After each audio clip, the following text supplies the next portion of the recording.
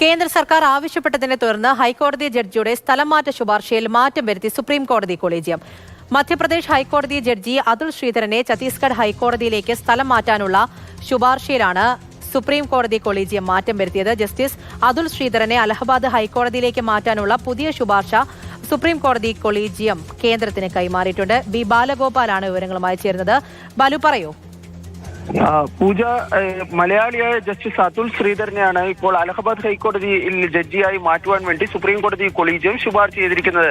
നേരത്തെ ഓഗസ്റ്റിൽ ജസ്റ്റിസ് അതുൽ ശ്രീധരനെ ഛത്തീസ്ഗഡ് ഹൈക്കോടതിയിലേക്ക് മാറ്റുവാൻ വേണ്ടി, മധ്യപ്രദേശ് ഹൈക്കോടതിയിൽ നിന്ന് ഛത്തീസ്ഗഡ് ഹൈക്കോടതിയിലേക്ക് മാറ്റാൻ വേണ്ടി ഈ സുപ്രീം കോടതി കൊളീജിയം ശുപാർശ ചെയ്തിരുന്നു. പക്ഷേ കേന്ദ്ര സർക്കാർ ആവശ്യപ്പെട്ടതിനെ തുടർന്ന് ആണ് ഇപ്പോൾ ഈ പുതിയ തീരുമാനമെന്നാണ് സുപ്രീം കോടതി കൊളീജിയം, അതായത് അലഹബാദ് ഹൈക്കോടതിയിലേക്ക് മാറ്റാനുള്ള പുതിയ തീരുമാനമെന്നാണ് ഇപ്പോൾ കൊളീജിയം പുറത്തിറക്കിയിരിക്കുന്ന ഈ പ്രസ്താവനയിൽ വ്യക്തമാക്കുകയും ചെയ്തിരിക്കുന്നത്.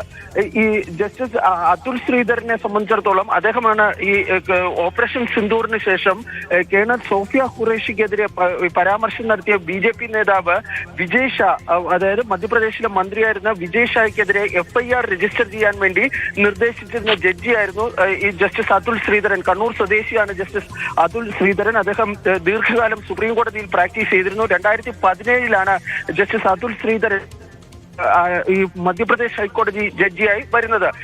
ഛത്തീസ്ഗഡ് ഹൈക്കോടതിയിലേക്ക് അദ്ദേഹത്തെ സ്ഥലം മാറ്റം ചെയ്തിരുന്നുവെങ്കിൽ അദ്ദേഹം ആ ഹൈക്കോടതിയിലെ സീനിയോറിറ്റിയിൽ രണ്ടാമനായി മാറിയേനെ.